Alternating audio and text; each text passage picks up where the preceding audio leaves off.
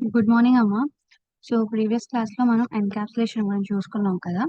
So ఈ క్లాస్లో మనం అబ్స్ట్రాక్షన్ గురించి చూసుకుందాం. సో అబ్స్ట్రాక్షన్ అనేది మెయిన్ 4 ప్రిన్సిపల్స్లో ఒక one of the principle. So ఈ అబ్స్ట్రాక్షన్ ఏంటి అంటే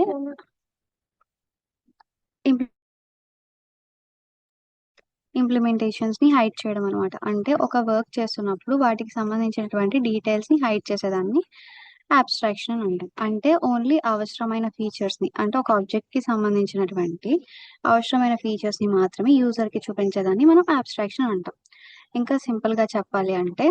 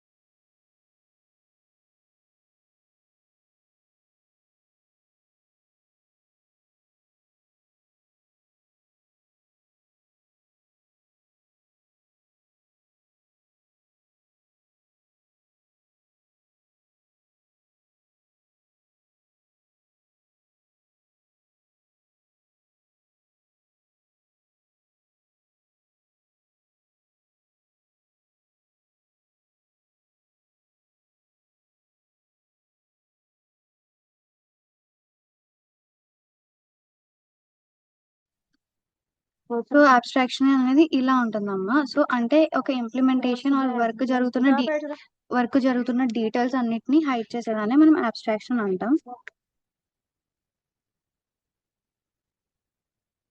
సో ఫర్ ఎగ్జాంపుల్ మన రియల్ లైఫ్ ఎగ్జాంపుల్ చూసుకున్నట్లయితే ఒక ఏటీఎం మెషిన్ థింక్ చేయండి. మనం కార్డ్ని ఇన్సర్ట్ చేస్తాం, తర్వాత పిన్ యాడ్ చేసుకుంటాం, మనీని విత్డ్రా చేసుకుంటాం, బ్యాలెన్స్ని చెక్ చేసుకుంటాం. సో ఇక్కడతో ఈ వర్క్ అనేది అలా అయిపోతుంది. సో మీకు అక్కడ ఏం జరుగుతుందో ప్రాసెస్ అనేది అంతా తెలుస్తుంది. కానీ మీకేం తెలియంది ఏంటి అంటే అసలు ఏటీఎం అనేది ఎలా కమ్యూనికేట్ చేస్తుంది బ్యాంక్ సర్వర్తో, ట్రాన్సాక్షన్స్ అనేవి ఎలా ప్రాసెస్డ్ అవుతున్నాయి, సెక్యూరిటీ చెక్స్ అనేవి ఎలా పర్ఫామ్ అయినాయి, ఇవన్నీ మీకు తెలియదు.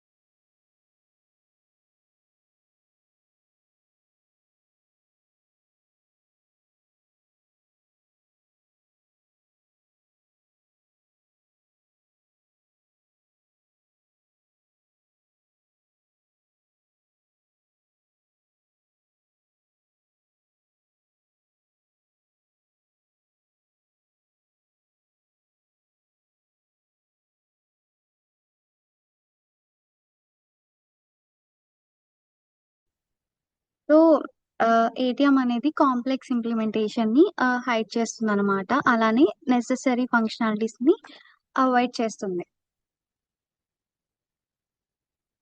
సో, దీన్ని అబ్స్ట్రాక్షన్ అని అంటాం. అర్థమైందా అమ్మ? మళ్ళీ చెప్తున్నా చూడండి. అబ్స్ట్రాక్షన్ అనేది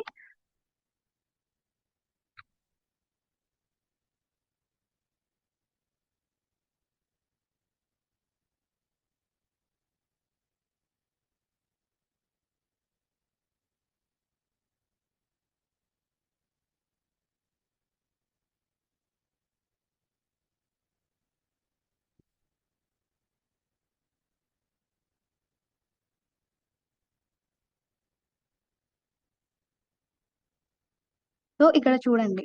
అబ్స్ట్రాక్షన్ అనేది process of hiding implementation details. ఇంప్లిమెంటేషన్‌కి సంబంధించిన డీటెయిల్స్‌ని హైడ్ చేయడం అని. ఓన్లీ ఎసెన్షియల్ ఫీచర్స్ అంటే అవసరమైన ఫీచర్స్‌ని మాత్రమే చూపిస్తుందని అర్థం. ఇంకా సింపుల్‌గా చెప్పాలి అంటే యూజర్ అనే వాళ్ళకి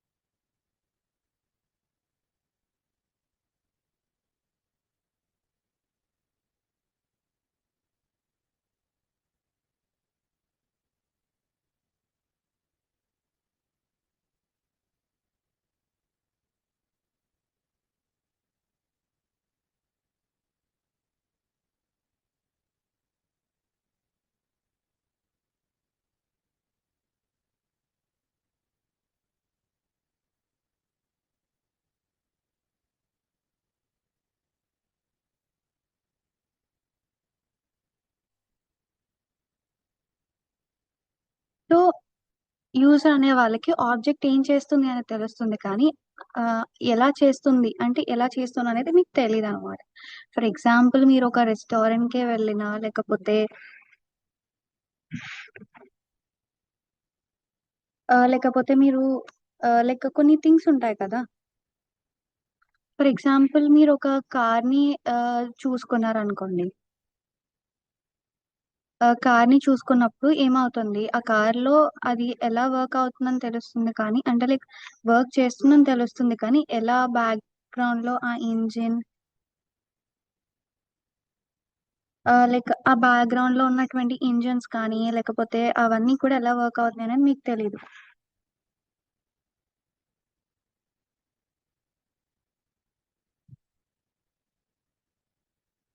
సో, ఇలా ఉంటుందనమాట.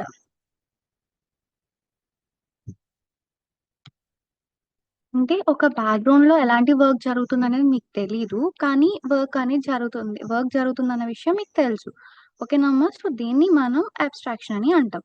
ఇక్కడ మనం ఏటీఎం గురించి చేసుకున్నాం. కార్డ్‌ని ఇన్సర్ట్ చేయడం, ఎంటర్ చేయడం, మనీని విత్‌డ్రా చేసుకోవడం, బ్యాలెన్స్ చెక్ చేయడం ఇవన్నీ మనకు తెలుసు. కానీ మనకు తెలియనిదేంటంటే అసలు ఏటీఎం ఎలా కమ్యూనికేట్ చేస్తుంది బ్యాంక్ సర్వర్‌తో. అంటే ఇప్పుడు మీరు పిన్ ఎంటర్ చేయగానే మీకు అమౌంట్ విత్‌డ్రా అయిపోతుందంటే బ్యాంక్‌తో కనెక్ట్ అవ్వాలి కదా! ఆహ్, ఇప్పుడు మీరు అంటే లైక్ ఏంటి అంటే ఇప్పుడు మీరు లైక్ మనం ఏటీఎంతో కాంటాక్ట్ అయినంత మాత్రాన ఏటీఎంలోని మనీ రావు గదా! మనం ఏటీఎంలో మనీ ఎంటర్ చేసి ఐ మీన్ ఆల్రెడీ ఇన్సర్ట్ చేసి ఉంచుతారు. అక్కడి నుంచి విత్‌డ్రా అవ్వాలి. ఆ విత్‌డ్రా అవ్వాలంటే మీరు విత్‌డ్రా చేసిన వెంటనే మీరు ఒకేసారి మళ్ళీ అమౌంట్ చెక్ చేసుకున్నప్పుడు మీకు విత్‌డ్రా అయిన ఆహ్,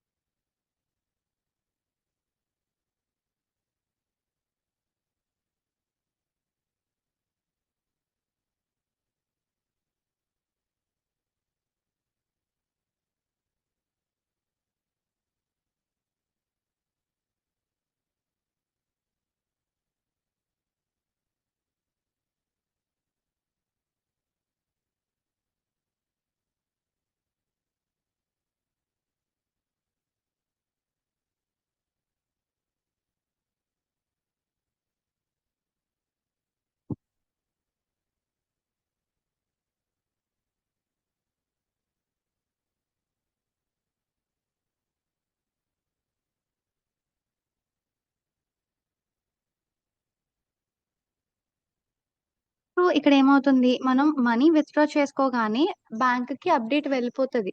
ఇలా సర్టెన్ అమౌంట్ విత్‌డ్రా అయ్యింది. సో మీరు ఆ అమౌంట్‌ని డిడక్షన్ చేసిన తర్వాత రిమైనింగ్ అమౌంట్ అనేది చూపిస్తుంది. సో ఇక్కడ ట్రాన్సాక్షన్ ఎలా ప్రాసెస్ అవుతుందో తెలుసు కానీ సో ఇక్కడ అమౌంట్ అనేది తక్కువైపోతుంది కానీ అంటే లైక్ వర్క్ అనేది జరుగుతుంది. అంటే ఎలా జరుగుతుందనేది మనకి తెలీదు. అదే ఇక్కడ ఉన్నటువంటి అబ్స్ట్రాక్షన్‌కి మెయిన్.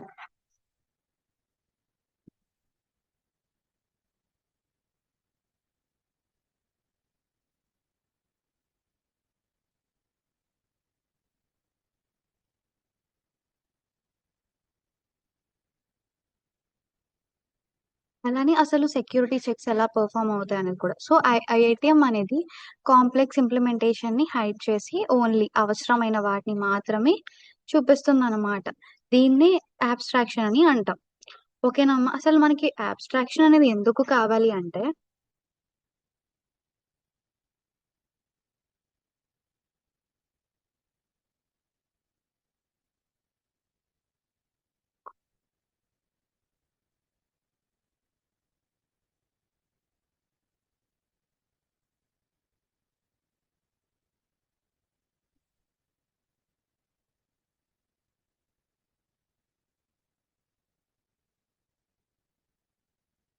సో, ఇక్కడ హైట్స్ కాంప్లెక్సిటీ అనమాట. యూజర్స్ అనేవాళ్ళు డోంట్ నీడ్ టు అండర్‌స్టాండ్. అంటే లోపల జరుగుతున్నటువంటి ఇంటర్నల్ వర్క్ అవసరం లేదు అని.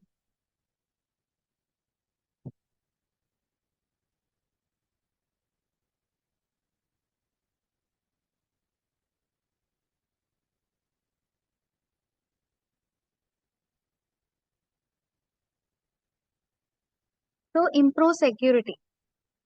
సో, ఇక్కడేంటి అంటే సెన్సిటివ్ డేటాని ఇంప్రూవ్ చేసి అంటే లైక్ హైడ్ చేయడం వల్ల, ప్రొటెక్ట్ చేయడం వల్ల లాజిక్ అనేది ఇంకా హైడ్‌లోనే ఉండిపోతుందనమాట. నెక్స్ట్ వచ్చేసరికి రెడ్యూసెస్ కోడ్ కాంప్లెక్సిటీ. అంటే కోడ్‌కి సంబంధించినటువంటి కాంప్లెక్సిటీని రెడ్యూస్ చేస్తుందనమాట.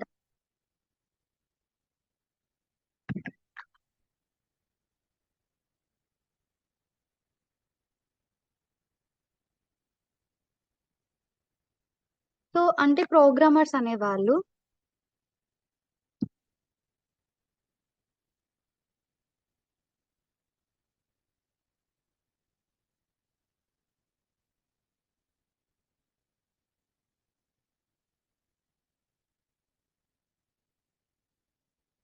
సో, ఇక్కడ కోడ్ కాంప్లెక్సిటీ అనేది రెడ్యూస్ అయిపోతుంది. అంటే లైక్ ఏముంది ప్రోగ్రామర్స్ అనేవాళ్ళు ఇంపార్టెంట్ ఫీచర్స్ మీద మాత్రమే ఫోకస్ చేస్తారనమాట. అంటే కోడ్ కాంప్లెక్సిటీ అంటే ఏం లేదమ్మా. ఇప్పుడు మీకు డేటాబేస్‌కి సంబంధించిన కోడ్ కావాలనుకున్నప్పుడు మీరు దాని మీద ఫోకస్ చేస్తే సరిపోతది కదా! బ్యాక్‌గ్రౌండ్‌లో ఉన్నటువంటి డేటా మొత్తం మీరు ఫోకస్ చేయాల్సిన అవసరం లేదు.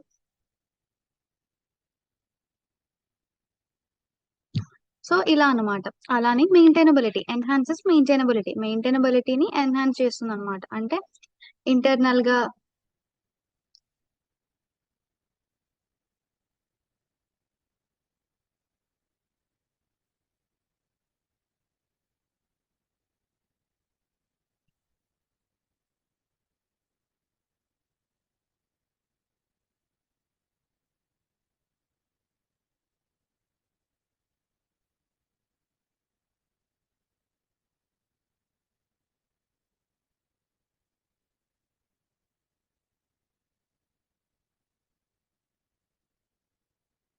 సో, ఇక్కడేంటి అంటే ఎన్హాన్స్ మెయింటైనబిలిటీ అనేసరికి ఇంటర్నల్‌గా ఇంప్లిమెంటేషన్ అనేది యూజర్స్‌ని ఎఫెక్ట్ చేయకుండా చేంజ్ అవుతుందనమాట.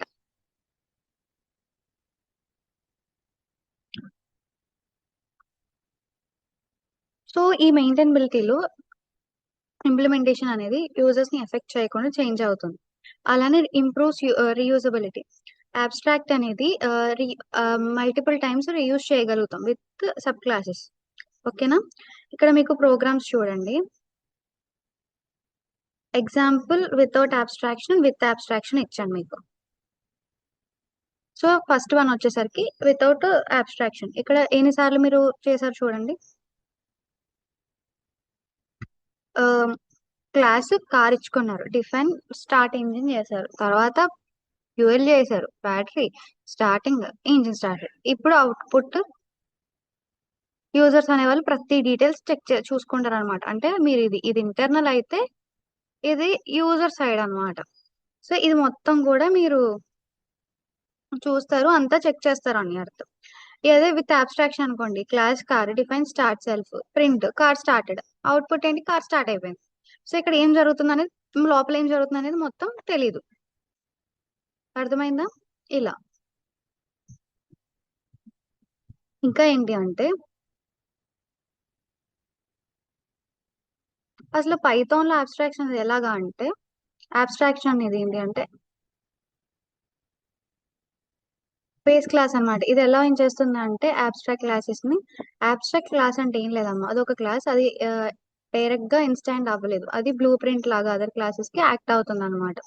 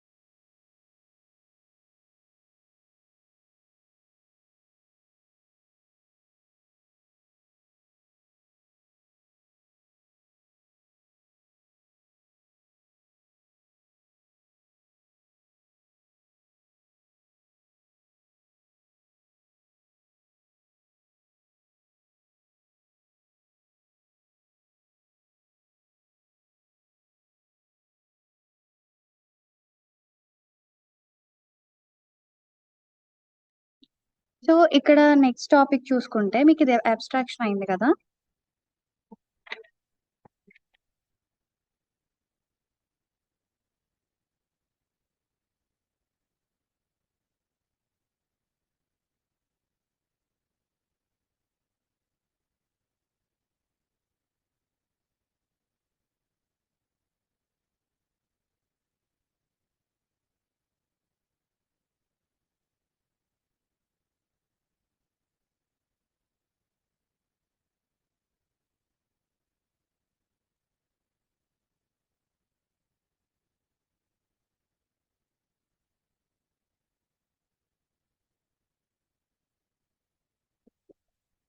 అబ్స్ట్రాక్షన్ ఎందుకు ఏంటి ఎలా అనేది మీకు అర్థమైందని అనుకుంటున్నానమ్మా. ఇక్కడ ఎగ్జాంపుల్ కూడా ఇచ్చాను. సో నెక్స్ట్ చూసుకున్నట్లయితే ఇన్హెరిటెన్స్. ఇన్హెరిటెన్స్ అనేది one of the most important concepts of object oriented programming. ఇది ఏమి అలౌ చేస్తుందంటే వన్ క్లాస్ ని ప్రాపర్టీస్ ని మెథడ్స్ ని ఇంకొక క్లాస్ నుంచి తీసుకోవడానికి అలౌ చేస్తుంది. అంటే ఒక దానికి సంబంధించినటువంటి క్వాలిటీస్ ని కానీ ఏవైనా కూడా ఇంకొకటి తీసుకోవడానికి ఎక్వైర్ చేస్తుంది అని అర్థం. సో ఇన్హెరిటెన్స్ అనేది ఏంటి, ఒక ప్రాసెస్ కదా. ఒక న్యూ క్లాస్ ని క్రియేట్ చేసుకోవడం, ఆల్రెడీ ఉన్న క్లాస్ నుంచి ఇంకొక new one, so that new class అనేది యూజ్ చేసుకోవచ్చు. ఎలాగా, ఆల్రెడీ ఉన్న క్లాస్ డేటాని కానీ బిహేవియర్ ని కానీ. ఇంకా చెప్పాలి అంటే ఒక పేరెంట్ అండ్ చైల్డ్ రిలేషన్షిప్ ఉందండి. చైల్డ్ అనేది పేరెంట్ కి సంబంధించినటువంటి ప్రాపర్టీస్ ని కానీ వాళ్ళ క్వాలిటీస్ ని ఇన్హెరిట్ చేసుకుంటుంది.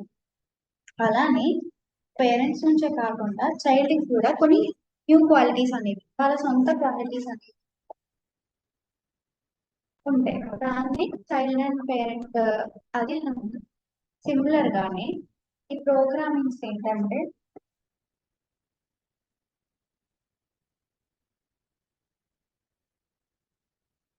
ఆల్రెడీ ఒక క్లాస్ అనేది ఎగ్జిస్ట్ అయి ఉంటుంది.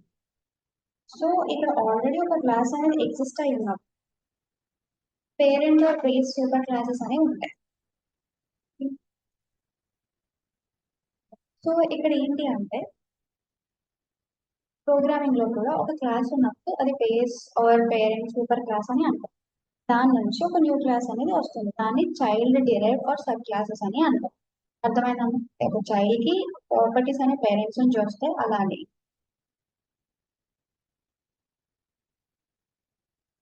దాన్ని చైల్డ్ ఆర్ పేరెంట్ రిలేషన్షిప్. ఇక్కడ చూడండి, ఇన్హెరిటెన్స్ అనేది ఒక మెకానిజం. క్లాస్ అనేది attributes and methods of another class ని ఇన్హెరిట్ చేసుకోగలరు. అంటే ఒక క్లాస్ కి సంబంధించి ఒక దాంట్లో నుంచి ఒక క్లాస్ అనేది వేరే అట్రిబ్యూట్స్ ని కానీ మెథడ్స్ ని కానీ తీసుకోవచ్చు. వీటికి సింటాక్స్ చూసుకుంటే చూడండి, class parent, parent class code. అసలు మనం ఇన్హెరిటెన్స్ అనేది ఎందుకు వాడాలి, కోడ్ రీయూజబిలిటీ కానీ అంటే ఒక సేమ్ కోడ్ ని అగైన్ రాయకరి మనం ఎగ్జిస్టింగ్ కోడ్ ని రాస్తాము, ఇన్హెరిటెన్స్ అనేది వాడతాం.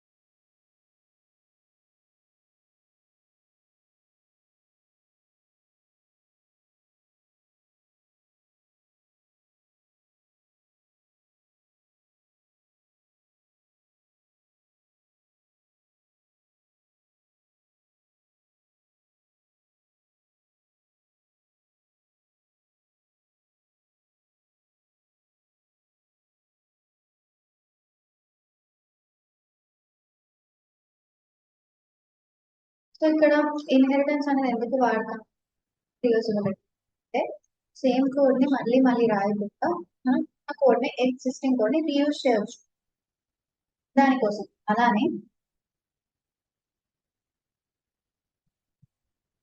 రెడ్యూసెస్ రిడెండెన్సీని రెడ్యూస్ చేస్తున్నాను. అంటే కామన్ కూడా ఒక ఫంక్షనాలిటీని ఒక్కసారి మాత్రమే రాస్తారు, సార్లు రాయరు.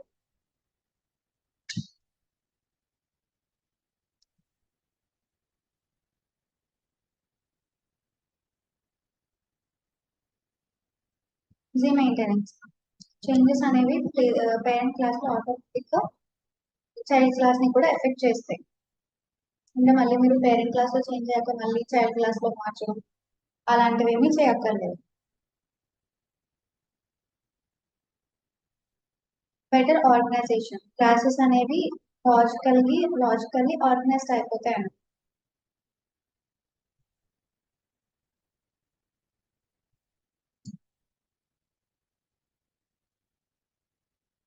ఎక్స్టెన్సిబిలిటీ న్యూ ఫీచర్స్ అనేవి వితౌట్ ఎలాంటి మోడిఫై ఎగ్జిస్ట్ కోడ్ నుంచి మనం మోడిఫై యాడ్ చేయవచ్చు.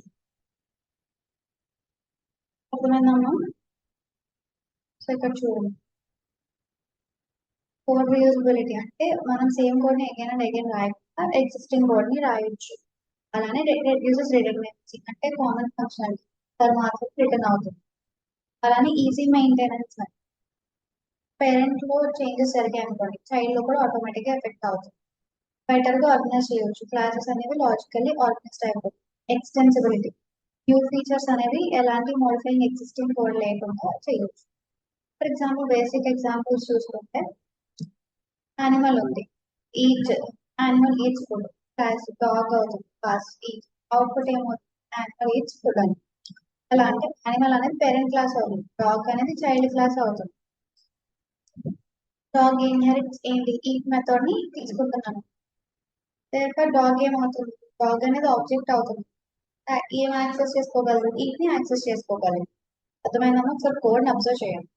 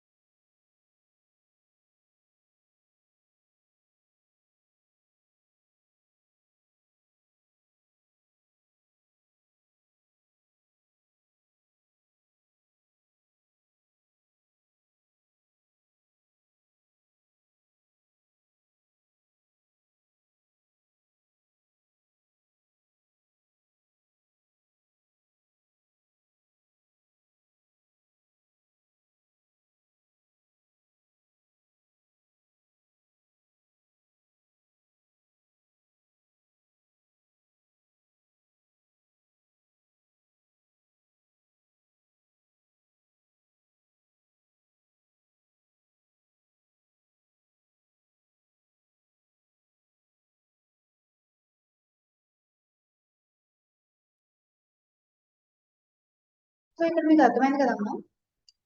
మరి పేరెంట్ క్లాస్ అయినప్పుడు డాగ్ అనేది చైల్డ్ క్లాస్ అవుతుంది. డాగ్ అనేది ఈట్ అనే దాన్ని ఈట్ అనే ఒక మెథడ్ ఇన్హెరిట్ చేసుకుంటాం ఇక్కడ నుంచి యానిమల్ నుంచి. సో దేర్ ఫర్ ఏమవుతుంది అక్కడ ఆబ్జెక్ట్ అనేది ఈట్ ని యాక్సెస్ చేసుకోగలుగుతుంది. నెక్స్ట్ చూసుకుంటే parent class and child class. Parent class ఏంటి? A class whose properties are inherited. ఏంటవి? Class, vehicle. చైల్డ్ క్లాస్ అనేది ఏంటి? A class that inherits another class. Class ఏదైతే ఇంకొక క్లాస్ ని ఇన్హెరిట్ చేస్తుంది. క్లాస్ ఏంటి? Car, vehicle, cars. ఇక్కడ ఏమవుతుంది? వెహికల్ అనేది పేరెంట్ క్లాస్ అవుతుంది, కార్ అనేది చైల్డ్ క్లాస్ అవుతుంది. ఓకేనా?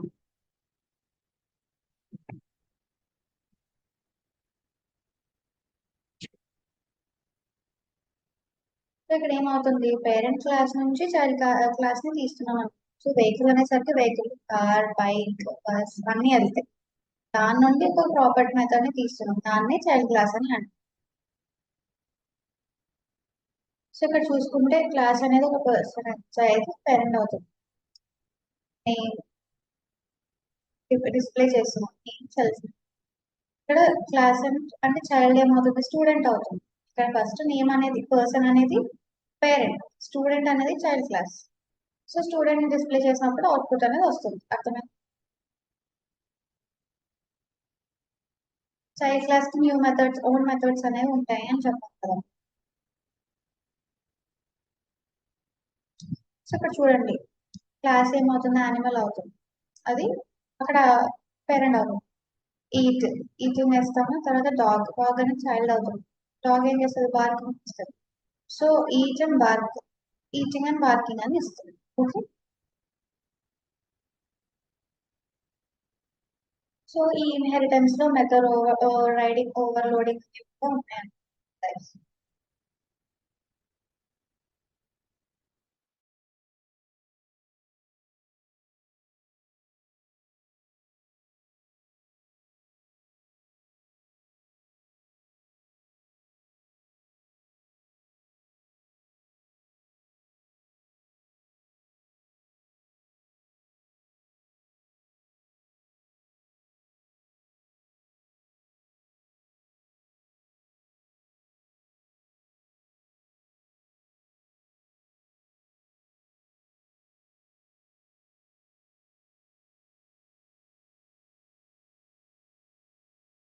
Next one method over riding.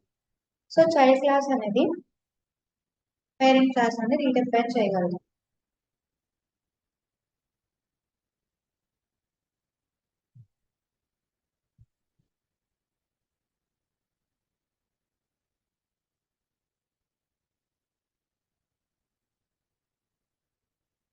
So ఈ మెథడ్ ఓవర్ రైడింగ్ అంటే ఏంటి? Method over riding and method overloading polymorphism లో వస్తుంది. అది నేను మీకు నెక్స్ట్ దాంట్లో చెప్తాను. మెథడ్ ఓవర్ రైడింగ్ అంటే ఇక్కడ ఏమవుతుంది? క్లాస్ అనేది రీడిఫైన్ చేసుకోగలదు. ఎలాగా? ఒక పేరెంట్ క్లాస్ మెథడ్ అంటే define sound, print animal make sound. So dog, dog ఏం చేస్తుంది? ఇక్కడ మీరు యానిమల్స్ అనేవి సౌండ్స్ చేస్తారని చెప్తారు. ఇక్కడ డాగ్, డాగ్ అనేది ఏం చేస్తుంది? పార్కింగ్ అనేది చేస్తుంది. సో ఇక్కడ ఏమవుతుంది? చైల్డ్ క్లాస్ మెథడ్ అనేది పేరెంట్ క్లాస్ మెథడ్ ని రీప్లేస్ చేస్తున్నాం. ఓకేనా? Next super function. ఇది ఏంటి అంటే పేరెంట్ క్లాస్ మెథడ్ ని యాక్సెస్ చేయడానికి మెథడ్స్ ని కానీ కన్స్ట్రక్టర్స్ ని కానీ. క్లాస్ ఏంటి? పర్సన్. సో చూసుకుంటే ఇక్కడ పర్సన్ అనేది పేరెంట్ అయితే స్టూడెంట్ అనేది చైల్డ్ అవుతుంది.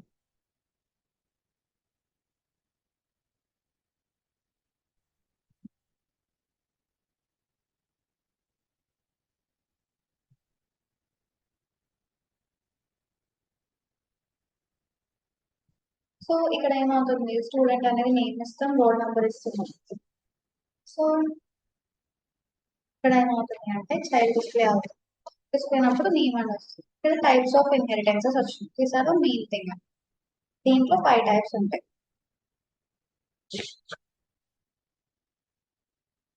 మనం వచ్చేసరికి సింగిల్ ఇన్హెరిటెన్స్. సో ఈ సింగిల్ ఇన్హెరిటెన్స్ అంటే ఓన్లీ వన్ పేరెంట్ నుండి మాత్రమే ఇన్హెరిట్ చేసుకుంటాం. అంటే ఒక పేరెంట్ నుండి మాత్రమే డేటాను తీసుకోగలరు. అంటే class A, class B, object B show అని ఇచ్చినప్పుడు ఏబి ఇస్తున్నాను, బట్ అవుట్పుట్ ఏమో క్లాస్ ఏ అవుతుంది.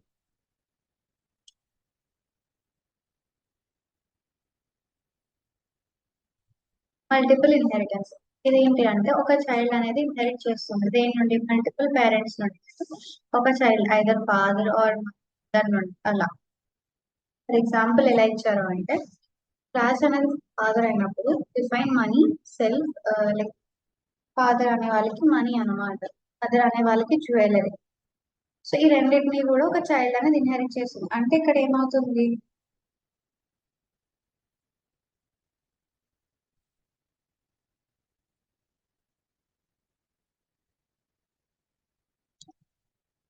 సో ఇక్కడ ఇద్దరు క్వాలిటీస్ ని ఇన్హెరిట్ చేసుకుంటాం అనమాట. అంటే ఆ ఇద్దరు మెథడ్స్ ని, ఏంటది, ఫాదర్ నుండి మనీని, అయితే మదర్ నుండి జ్యువెలరీని.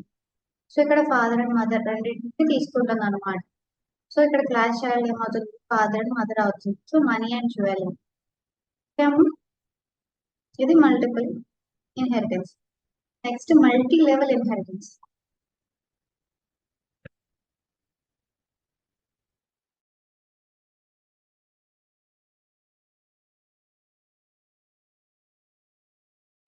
సో ఈ మల్టీ లెవెల్ ఇన్హెరిటెన్స్ లో ఏంటి అంటే మల్టిపుల్ లెవెల్స్ ద్వారా కంటిన్యూ అవుతుంది. లైక్ ఎలా అంటే క్లాస్ గ్రాండ్ ఫాదర్ అవుతుంది, ల్యాండ్ అవుతుంది, అలానే ల్యాండ్ ప్రాపర్టీ, ఫాదర్ నుండి హౌస్ ప్రాపర్టీ. సో సన్ కి ఏమొస్తుంది, ల్యాండ్ అండ్ హౌస్ అనేది వస్తుంది, అంతే కదా. ఇప్పుడు ఇది parent classes, two parent classes అంటే ఒక్కొక్క లెవెల్. ఇది మెయిన్ లెవెల్ అయితే సెకండ్ అలా. సో ఫస్ట్ గ్రాండ్ ఫాదర్, తర్వాత ఫాదర్, తర్వాత ల్యాండ్ ప్రాపర్టీ అవన్నీ వస్తాయి అన్నమాట. Next hierarchical inheritance. ఇక్కడ మల్టిపుల్, ఒక పేరెంట్ కి మల్టిపుల్ చైల్డ్ క్లాసెస్ అనే ఉంటాయి. అంటే ఇప్పుడు ఒక పేరెంట్ కి 2-3 కిడ్స్ అనే వాళ్ళు ఉంటారు కదా, అలా.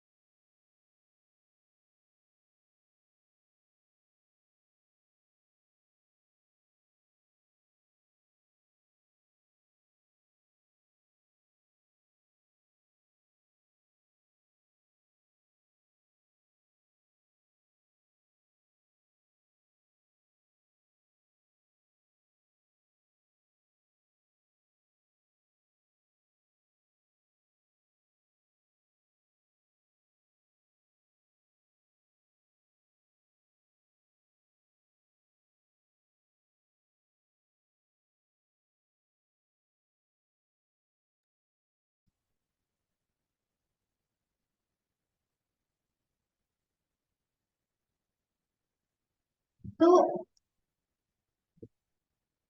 ఇక్కడ హైరార్కీలో మల్టిపుల్ చైల్డ్ క్లాసెస్ అనే ఉంటాయి కదా. సో మల్టిపుల్ లెవెల్స్ నుంచి వస్తాయి అన్నమాట.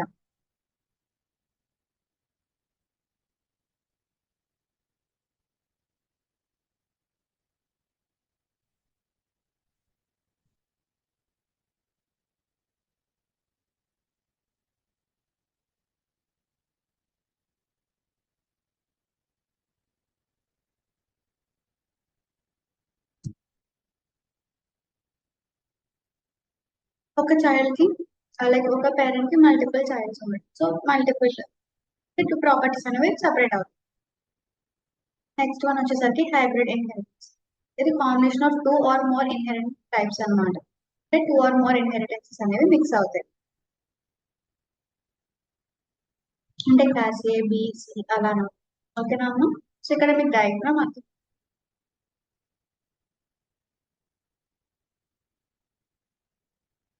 Method resolution order. ఇది ఏంటి అంటే పైథాన్ ఎప్పుడైతే మల్టిప్లికేషన్ వాడుతుంది అప్పుడు ఈ ఎంఆర్ఓ అనే దాన్ని డిసైడ్ చేస్తుంది. అంటే ఎప్పుడు ఏది ఎగ్జిక్యూట్ అవ్వాలి ఫస్ట్ అనేది. క్లాస్ ఏ, బి, సి అలా. సో అప్పుడు బిని సెలెక్ట్ చేస్తున్నారు అలా.